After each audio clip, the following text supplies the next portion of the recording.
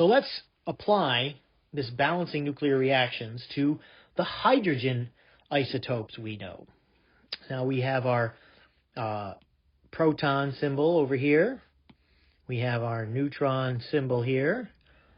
We have our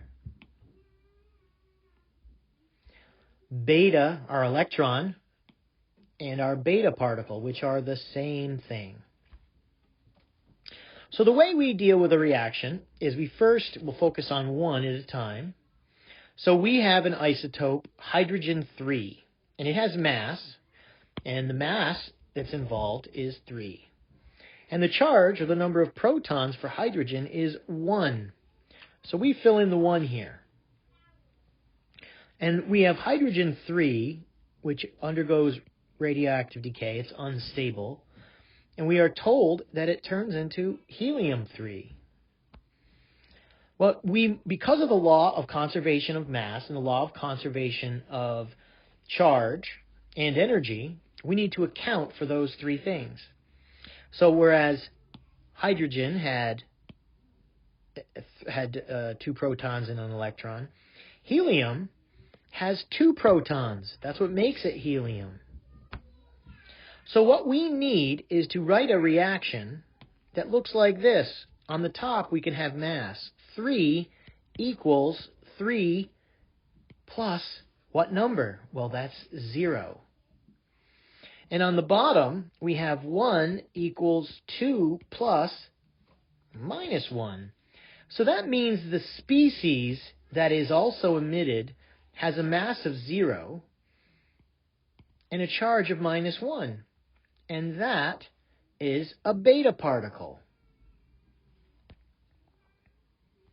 So this is how we wrote this reaction.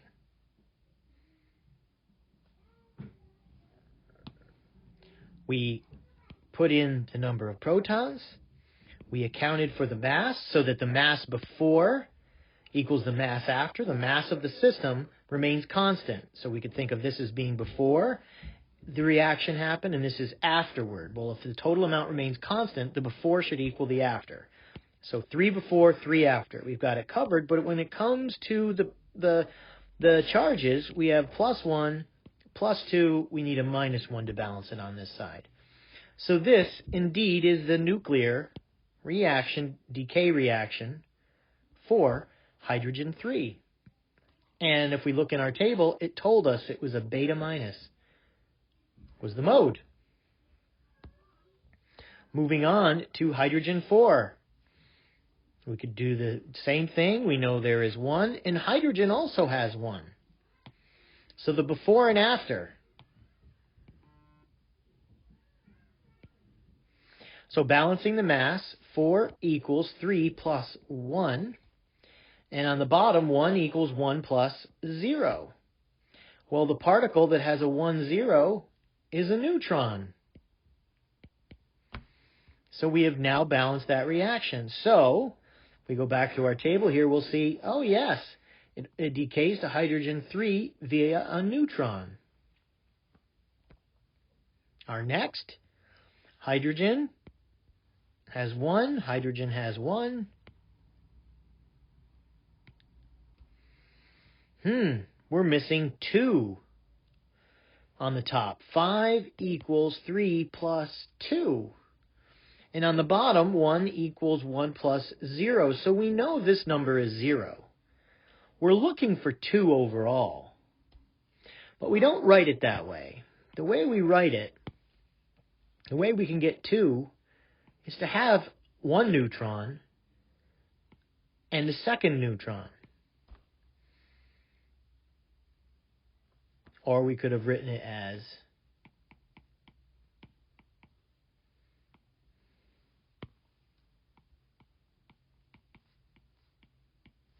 and combining those, we end up having the coefficient. So that is the reaction for 5. And notice it was 2 neutrons, and that's what we see here. Hydrogen 5. Well, we just did hydrogen 5. Hydrogen 6, that becomes hydrogen 3.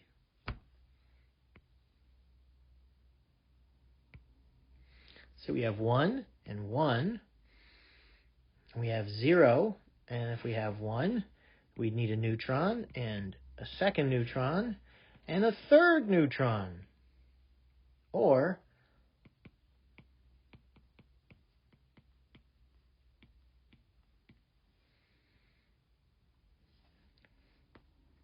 so this 3 times 1 gives us 3 for 6 on the top, which equals a 6 on the other side. Now we have a second hydrogen 6 reaction.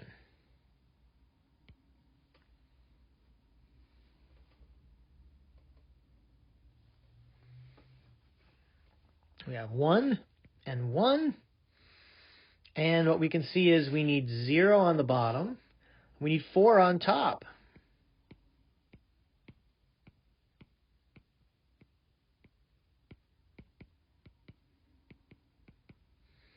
Which we can now write as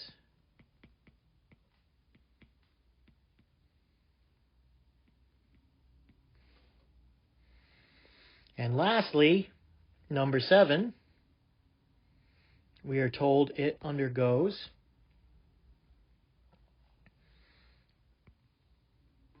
a decay to hydrogen 3.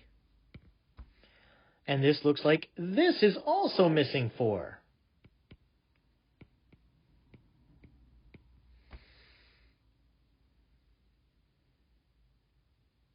But you'll notice this is hydrogen 3, which itself is unstable.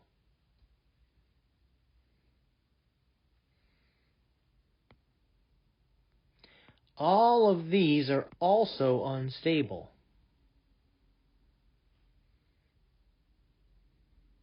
So 7 goes to 3, and then 3 goes to helium.